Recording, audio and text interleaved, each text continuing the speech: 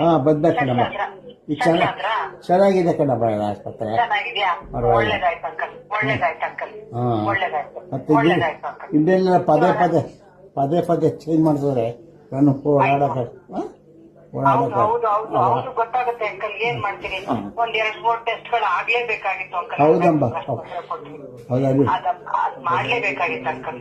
ನೀವೆಲ್ಲ ತುಂಬಾ ಕಷ್ಟಪಡ್ತಾರೆ. ನಿಮಗೆ ಚಿರೋಡಿ ನಾನು ಅದೆಲ್ಲ ಮಾತಾಡೋದು ಮಕ್ಕಳು ನಾವು ನಮಗ್ ಥ್ಯಾಂಕ್ಸ್ ಹೇಳ್ಬೋದು, ಏನು ಹೇಳ್ಬಾರ್ದು. ನಿಮ್ಮ ಪ್ರೀತಿಯ ಋಣ ಯಾರು ತೀರ್ಸಕ್ಕೆ ಸಾಧ್ಯ ಇಲ್ಲ.